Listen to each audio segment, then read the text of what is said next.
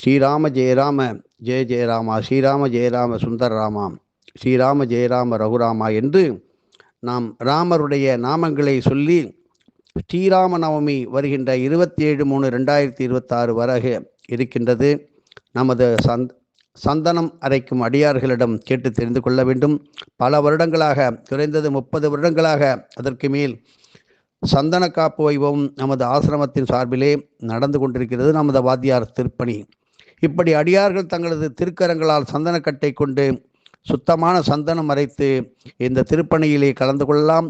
தங்கள் கரங்களால் அரைத்த சந்தனத்தை நீங்கள் சென்னை அகஸ்திய விஜய கேந்திர ஆலயத்திலும் ஸ்ரீரங்கம் ஜெய் விஜய் ஜெனரல் ஸ்டோர் இதிலும் முகவரிகள் 3ஆம் பக்கத்திலே இந்த மாதத்திலே கொடுக்கப்பட்டுள்ளது. 2026 மார்ச் மாதம் 26ஆம் தேதி வியாழக்கிழமை மதியம் 12 மணிக்கு முன்பாக இந்த சந்தனத்தை சமர்ப்பிக்கும்படி உங்களை கேட்டுக்கொள்கிறோம். ஒரு சுத்தமான இலை, வாழை இலை, தாமரை இலையிலே வைத்து கொடுங்கள். இது போன்ற ஒரு திருப்பணியிலே நம்முடைய குழந்தைகளையும் இளைய தலைமுறையினரையும் சேர்த்து ஈடுபடுத்துவதால் கிட்டும் அபரிமிதமான ஆசிகள், அனுகிரகங்கள் பூலோகத்தில் ஸ்திரமான நல்ல ஆன்மீக சக்திகளை உற்பவிக்க செய்கின்றன. ஆகவே பக்த கோடிகள் தங்களுடைய குடும்பத்தாரோடும் உற்றம் சுற்றத்தாரோடும் இப்படிப்பட்ட ஸ்ரீராமநவமி திருப்பணியில் ஈடுபட்டு ஸ்ரீ சீதாராமரின் திருவருளுக்கு பாத்திரம் ஆகும்படி உங்களை தாழ்மையுடன் கேட்டுக்கொள்கிறோம். ஸ்ரீராமநவமி சந்தன காப்பு உற்சவத்திற்கு கையால் சந்தனம் அரைக்கும் பொழுது ஓத வேண்டிய மந்திரங்கள், சொல்ல வேண்டிய மந்திரங்கள் 24/3/2026 அன்று ஸ்ரீராம் ஜெயராம் ஜெய ஜெய ராம், ஸ்ரீராம் ஜெயராம் ஜெய ஜெய ராம் அன்று சொல்லுவோம். 25/3 சொல்லும்போது ஹரிராம ஹரிராம ராம ராம ஹரி ஹரி, ஹரிராம ஹரிராம ராம ராம ஹரி ஹரி. பேர் மாறுது பாருங்க. 26 என்று சொல்லும் பொழுது சந்தனம் அரைக்கும்போது ஜெயராம சிவராம குருராம ஜெயராமா, ஜெயராம சிவராம குருராம ஜெயராமா என்று சொல்லுங்க. இப்படி எல்லோரும் ஒன்றாக சொல்லும் பொழுது ராமரே உங்களுக்கு நேரில் வந்து தரிசனம் கொடுப்பார். ஸ்ரீ மதுவன ராமருக்கு எளிமையான மந்திரங்கள் ஸ்ரீ ராம பக்த சிரோமணி மதுமான் மகரிஷி அவர்களை வணங்கி மதுமான் போற்றும் மதுவனராம், மதுவான் வணங்கும் சீதாராம், ஸ்ரீராம் ஜெயராம் மதுவனராம், ஸ்ரீராம் ஜெயராம் சீதாராம், யோகராம ஞானராம சாந்தராம மதுவன ராமாம், சீதாதேவி பிரிய ராம லக்ஷ்மண சேவித ஜெயராமாம். இவ்வெளிய மந்திரங்களை எல்லோரும் சேர்ந்து சத்தங்கமாக நாம கீர்த்தனமாக பாடவும் ராமபக்தியிலே திளைத்து ராமருடன் ஐக்கியம் ஆன மாபெரும் ராமபக்தரே ஸ்ரீ மதுமான் மகரிஷி ராமபக்தியிலே மூழ்கும் அப்படிப்பட்ட அற்புத வரத்தை அருளும் அற்புத மகரிஷி இவரே. ராம பக்தர்களுக்கு மிக மிகவும் முக்கியமான மகரிஷி. இப்பொழுது மதுவன ராமர் மகிமை 1. ஸ்ரீராமநவமி சந்தன காப்பு 27/3/2026 மதுவன ராம சுவாமி கோவில், தெற்கு அக்ரஹாரம், வலங்கைமான், திருவாரூர் மாவட்டம். கும்பகோணத்திலிருந்து 10 கிலோமீட்டர் தொலைவிலே உள்ளது. வழித்தடங்கள் கொடுக்கப்பட்டிருக்கிறது. கீழே உள்ள நமது படத்தை பார்த்து இந்த இதழ் அகஸ்திய விஜயத்தை பார்த்தும் தெரிந்து கொள்ளவும். 30 வருடங்களுக்கும் மேலாக நமது சர்க்குருநாதர் வெங்கட்ராம சுவாமிகள் ஸ்ரீராமநவமி தினத்தன்று வெவ்வேறு ஸ்தலங்களிலே ராமபிரானின் அர்ச்சாவதார திருமேனிக்கு கைகளால் அரைத்த சந்தன காப்பை சார்த்தி அற்புத வைபவத்தை நடத்தி கொண்டு வருகிறார். இப்படிப்பட்ட சேவையானது இந்த விஸ்வாவசு ஆண்டிலே திருவாரூர் மாவட்டத்தில் உள்ள வலங்கைமான் என்னும் புண்ணிய பூமியிலே மதுவண்ண ராமசுவாமிக்கு நடைபெற உள்ளது என்பதை இப்பொழுதே தெரிந்து சந்தோஷப்பெறுங்கள். இப்படிப்பட்ட இந்த ஸ்தலத்திலே இளைய பெருமாள் ஸ்ரீ லக்ஷ்மணர் மற்றும் சீதா பிராட்டி சமேதராக மதுவன ராமசுவாமி அபூர்வமான கோதண்டம் தரிக்காத அது கோதண்டம் இல்லாத அபூர்வமான கோலத்திலே கிழக்கு திசை நோக்கி அமர்ந்த திருக்கோலத்திலே சேவையை சாதிக்கின்றார். வலங்கைமானில் 2 திருக்கோயில்களில் ஸ்ரீராமர் எழுந்து அருளி சேவை சாதிக்கிறார். ஒன்றில் அசுரரை அழித்த கோலத்தில் ஸ்ரீ கோதண்டராமர் ஆகவும், மற்றொரு கோயிலில் மகரிஷிகள் வேண்டுகோளுக்கு இணங்கி சாந்த ஸ்வரூபமாக யோக பாவமாக சின்முத்திரை தாங்கி மதுவண்ண ராமராக அருள்பாலிக்கின்றார். முன்பொரு காலத்திலே இந்த பகுதி முழுவதும் அடர்ந்த செடி கொடிகளாலும் நறுமணம் வீசும் மலர்களாலும் நிறைந்திருந்த ஒரு இடம். அப்படிப்பட்ட அந்த பூக்களில் இருந்து தேன் எடுக்க ஆயிரக்கணக்கான தேனீக்கள் அங்கே ரீங்காரம் ஓங்காரமிட்டு கொண்டே இருக்குமாம். தேன் நிறைந்த வனம் என்பதால் அந்த வனத்தில் வீட்டிற்கும் ராமபிரானுக்கு மதுவன ராமசாமி என்று பெயர் வந்தது. வலங்கை மாநில ஸ்ரீ ராமச்சந்திர மூர்த்தி திருக்கோயில் அருகே காவல் தெய்வமாக பிரசித்தி பெற்ற ஸ்ரீ சீதலா தேவி மகாமாரியம்மன் திருக்கோயிலும் அமைந்துள்ளது நமக்கு பெரும் பாக்கியம். பலவிதமான உயிர்கொல்லி நோய்களை தீர்க்கும் இந்த அம்பாளின் மற்றொரு திரு நாமமே ஸ்ரீ பாடைக்கட்டி மாரியம்மன். உலகம் புகழும் இந்த மாரியம்மனை பற்றி எல்லோருக்கும் தெரியும். இந்த கோவிலில் இருந்து ஒரு 10-15 நிமிடங்கள் நடந்தால் மதுவன ராமர் கோயிலை நீங்கள் அடையலாம். 2026 ஸ்ரீராம நவமி நடக்க இருக்கும் பங்குனி மாதத்தில் தான் வலங்கைமான் மாரியம்மனின் கோயிலும் பாடைக்கட்டி உற்சவம் ஒவ்வொரு வருடமும் நடைபெறும்.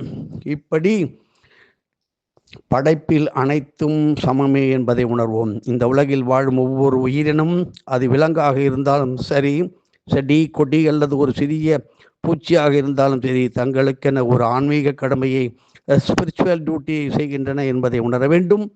ஆனால் மனிதர்களாகிய நாம் நமது சுயநலத்திலும் ஆசைகளிலும் மூழ்கியிருப்பதால் இந்த சிறு உயிரினங்கள் உலகிற்கு ஆற்றும் ஆன்மீக சேவையை புரிந்து கொள்ள தவறிவிடுகின்றோம். நாம் அன்றாட வாழ்விலே தொந்தரவாக கருதும் கொசுக்கள், கரையான்கள், மூட்டை பூச்சிகள் கூட இந்த உலகின் ஆன்மீக சமநிலைக்கு ஏதோ ஒரு வகையிலே பங்களிக்கின்றன. படைப்பில் வீணானது எதுவுமே கிடையாது. ஆத்ம விசாரம் செய்ய தொடங்கினால் மற்ற எல்லா உயிரினங்களுடன் நம்மால் பேசவே முடியும். அவற்றின் ஆன்மீகத்தன்மையை நன்றாக புரிந்து கொள்ள முடியும். பாண்டிச்சேரி அன்னை மலர்களுடன் பேசி உரையாடும் ஆற்றல் பெற்றவர். வேதவியாசரின் மகனான ஸ்ரீ சுகபிரம்ம மகரிஷி ஒவ்வொரு அந்த உயிர்களிடம் பரமாத்மாவை நேரடியாக கண்டார். அதனால் மரம், செடி, கொடிகளும் பறவைகளும் அவரோடு அற்புதமாக அன்பாக பேசி மகிழ்வார்கள். சந்த் ஞானேஸ்வரர் என்னும் மராட்டிய ஞானி ஒரு மாட்டின் முன்ஜென்ம நினைவுகளை தூண்டி அதன் மூலம் வேத மந்திரங்களை ஓத வைத்தார். தேனீக்கள் ஆன்மீக பாடத்தை இங்கே பார்ப்போம். இது போல தேனீக்களும் மிக உயர்ந்த ஆன்மீக ஞானத்தை கொண்ட உயிரினங்கள். தேனீக்கள் எழுப்பும்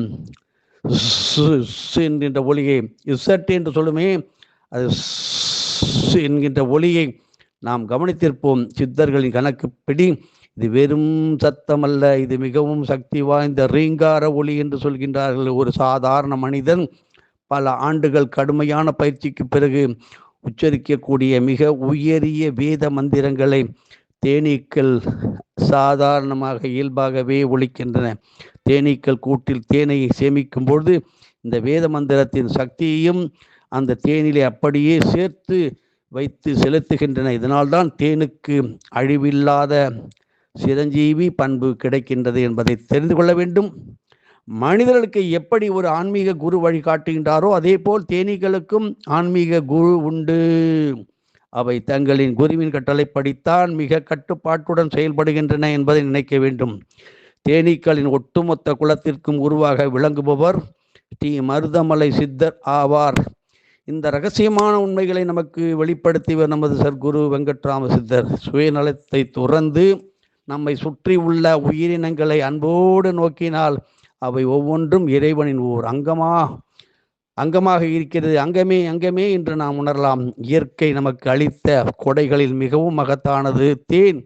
நம் சர்க்குரு தேனை சிரஞ்சீவி தன்மை கொண்ட தேவ அமிர்த துளி என்று குறிப்பிடுவார். இதனால்தான் குழந்தைகளுக்கு அன்னப்பிராசனம் செய்யும் போது கூட தேனை சொட்டு சேர்ப்பார்கள். இயற்கையிலிருந்து நமக்கு கிடைக்கும் சுத்தமான தேன் எத்தனை ஆண்டுகளானாலும் அது கெட்டு போகவே போகாது. அதுபோல சீந்தில் கொடி இறப்பில்லாத மூலிகை என்பதை தெரிந்து கொள்ள வேண்டும். தேனை போலவே தாவர இனத்திலும் ஒரு சிரஞ்சீவி உண்டு, அதுதான் சீந்தில் கொடி. இதற்கு மிருத சஞ்சீவினி அல்லது அமுதவல்லி என்ற பெயர்களும் உண்டு. அதாவது இறப்பு இல்லாத மூலிகை என்று இதற்கு பெயர். சித்த மருத்துவத்தில் சீந்தில் கொடிக்கு மிக மிக உரிய உயரிய இடம் ஒன்று இது ஆன்மீக ரீதியாக ஹோமங்களில் பயன்படுத்தப்படுகின்றது. சீந்தில் கொடியை கொண்டு வளர்க்கப்படும் ஹோமத்தில் இருந்து வரும் புகையை, அந்த புகையானது எப்பேற்பட்ட புற்றுநோய் போன்ற கொடிய நோய்களை கூட எதிர்க்கும் வல்லமை கொண்டது என்று ஆன்மீக பெரியோர்கள் கூறுகின்றார்கள். இயற்கையின் ஒவ்வொரு படைப்பிலும் இறைத்தன்மையும் ஒரு ஆன்மீக ரகசியமும் ஒளிந்து கொண்டு இருக்கின்றன. லௌகீக வாழ்க்கையிலே மூழ்கி கிடப்போருக்கு அதை தெரிந்து கொள்வதில் ஆர்வம் இருப்பதே இல்லை. மதுவனம் என்னும் மது வித்தை தத்துவ பீடத்தை பற்றி பார்ப்போம். மது என்றால் தவறான எண்ணம் கொள்ள வேண்டாம். நமது குரு பரம்பரை சித்தர்கள் மதுவன புண்ணிய பூமியை மது வித்யை தத்துவ பீடம் என்று போற்றுகின்றார்கள். மது வித்யை என்பது உபனிஷத்துக்களில் மிக ஆழமாக விளக்கப்பட்டு உள்ளது. ஒரு அப்படிப்பட்ட தத்துவம் அது. இதில் மது என்பது தேன் அல்லது இனிமையை குறிக்கும். மதுமானோ வனஸ்பதிகி மதுமாகும் அஸ்து சூரியகா மதுமனிஷே மதுஜனிஷே மதுபக்ஷாமி மதுவதிஷ்யாமி மதுமதியும். தேனை போல் இனிமையாக பேசுவேன் இருப்பேன் என்பது அர்த்தம் வரும். இப்படி இனிமையை குறிக்கும் வித்யா என்பதை வித்யை மற்றும் அதை பெரும் அறிவை குறிக்கும். அதாவது மது வித்யை என்றால் தெய்வீக வாழ்வின் இனிமையை உணரும் அறிவு என்று ஒரு பொருள். இப்படி உபனிஷத் உபதேசிக்கும் தத்துவம் இந்த பிரபஞ்சத்தில் உள்ள அனைத்தும் ஒன்றோடு ஒன்று நெருங்கிய தொடர்பு கொண்டவை. இந்த உலகின் ஒவ்வொரு சிறிய அணுவிலும் இறைவன் நிறைந்து இருக்கின்றார். வெளி உலகிற்கும் மனிதனுக்கும் இடையே உள்ள இந்த ஆழமான தொடர்பு தேனுக்கும் தேனீக்களுக்கும் இடையே உள்ள இணைப்பை பிணைப்பை போன்றது ஆகும். எளிமைப்படுத்தி கூற வேண்டும் என்றால் இந்த பிரபஞ்சத்தை இயக்கும் பிரம்மமும் நமக்குள்ளே இருக்கும் ஆத்மாவும் வேறல்ல, இரண்டும் ஒன்றுதான் என்பதே. ஆகவே உபனிஷத் போதிக்கும் மது வித்யை என்னும் இந்த ஆழமான ஆன்மீக ரகசியத்தை நாம் எளிதாக புரிந்து கொள்ளவும் அதை நம் அன்றாட வாழ்வில் உணரவும் அருள்பவரே இந்த மதுவன ராமபிரான். இப்படி இதற்கு தூண்டுகோலாக இருப்பது நாம் ஆழ்ந்த பக்தியோடு உரியற்றும் ராமநாம ஜபம். சித்தர்கள் போற்றும் இந்த ஸ்தலத்தில் வழிபாட்டு முறைகளை பற்றி பார்ப்போம். இந்த ஸ்தலம் நீண்ட ஆயுளையும் ஆரோக்கியத்தையும் வழங்கக்கூடிய தேவ அமிர்த சக்திகள் அதிகமாக நிறைந்து இருக்கும் இடமாகும். இங்கே நமது குரு பரம்பரை சித்தர்கள் காட்டிய வழிப்படி கீழ்கண்ட முறைகளில் வழிபாடு செய்வது மிகுந்த பலனை தர இருக்கின்றது. சீந்தில் கொடியை பொடி செய்து அதை ஒரு சுத்தமான பருத்தி துணியில் முடிச்சாக கட்டி அகல் விளக்கில் இட்டு தீபம் ஏற்றி வழிபட வேண்டும். ஹோமங்கள் செய்யும் பொழுது சீந்தில் கொடியை தேனில் நனைத்து ஆகூதியாக அர்ப்பணிக்கலாம். சுவாமிக்கு தேனால் அபிஷேகம் செய்வது மிக மிக சிறப்பு. பஞ்சாமிர்த அபிஷேகம் செய்வதும் சிறப்பான விசேஷம். அப்படிப்பட்ட பலன்களை தரும். தேன், குங்குமப்பூ, பாதாம் மற்றும் பிஸ்தா கலந்த காய்ச்சிய பாலை தானமாக வழங்குவது குடும்பத்திற்கு பெரும் நன்மைகளை தேடித்தரும். தர்ப்பணம் செய்யும் போது சீந்தில் கொடியை வைத்து அதன் மேல் தர்ப்பை சட்டம் அமைத்து முன்னோர்களை அதாவது பித்திருக்களை ஆவாகனம் செய்து வழிபட வேண்டும். 6 108 அல்லது 1008 வெற்றிகளை எடுத்துக்கொள்ளவும். உங்கள் மோதிர விரலால் சுத்தமான தேனை தொட்டு ஒவ்வொரு வெற்றிலையிலும் ஸ்ரீ மதுவன ராமரை போற்றி, ஸ்ரீ மதுவன ராமரை போற்றி என்று பக்தியுடன் எழுத வேண்டும். பின்னர் அந்த வெற்றிலைகளை ஒரு மாலையாக கோர்த்து ஸ்ரீ ராமச்சந்திரமூர்த்திக்கு சமர்ப்பிக்க வேண்டும். அதனால் பலன்கள் நீங்கள் நினைத்ததெல்லாம் அதைவிட பல மடங்கு கோடியாக நடக்கும். மதுவன ராமரை வணங்குவதால் கிட்டும் பலன்கள் என்னவென்று பார்ப்போமா? ஸ்ரீ மதுவன ராமசாமியை மனம் உருகி பிரார்த்தனை செய்வதால் நம் வாழ்வில் நிகழும் மாற்றங்கள் என்னென்ன? குடும்பத்தில் தேவையற்ற சண்டைகள் நீங்கும், அமைதியான சூழல்கள் உருவாகும், தம்பதிகளிடையே ஆன்மீக புரிதல் உடனடியாக ஏற்பட்டு இல்லற வாழ்க்கை தேனாக இனிக்கும், தம்பதிகளுக்கு இடையே ஏற்படும் கருத்து வேறுபாடுகளை நீக்கி அமைதியான மற்றும் மகிழ்ச்சியான வாழ்வை அளிக்கும், தீராத நோய்கள் உடனே நீங்கி நீண்ட ஆயுளும் என்றும் குறையாத ஆரோக்கியமும் உடனே கிட்டும். இந்த ஸ்தலத்தில் செய்யும் பித்திரு தர்ப்பணம் அதன் மூலம் துர்மரணம் அடைந்தவர்களுக்கு நல்கதியும் கிடைக்கும். மேலும் பித்திருக்களின் முழுமையான ஆசையால் வம்சத்தில் நோய் நொடிகள் இல்லாத ஒரு பரிபூர்ண வாழ்க்கை வந்து சந்தோஷமாக அமையும். ஆசைகளின் பின்னால் அடிக்கடி அலையும் நம் மனம் பக்குவப்பட்டு அமைதியான ஆன்மீக நிலையை அடையும். மனதின் பாரங்களை குறைத்து ஆழமான மன நிம்மதியை தரும். வாழ்க்கையில் ஒரு தெளிவு பிறக்கும். அதன் மூலம் நல்வழியில் செல்வதற்கான சரியான வழிகாட்டுதல் கிடைக்கும். உபனிஷத்துக்கள் போற்றும் மது வித்யை என்னும் சாரம் நடைமுறையில் புரிய தோன்றும். ஸ்ரீராமருக்கு மங்களம். ஓம் ஸ்ரீராம நாமத்திற்கு மங்களம். ஓம் ஸ்ரீ மதுவன ஓம் ஸ்ரீ மதுவனத்திற்கு மங்களம். ஓம் ஸ்ரீ மதுவன ராமருக்கு மங்களம் மங்களம் மங்களம் என்று நாம் அடுத்த இறை செய்திகளை பார்த்து பின்பற்றுவோம். எதுவும் என்னுடையதல்ல, அனைத்தும் உன்னுடையது. அருளால் அருணாச்சலா.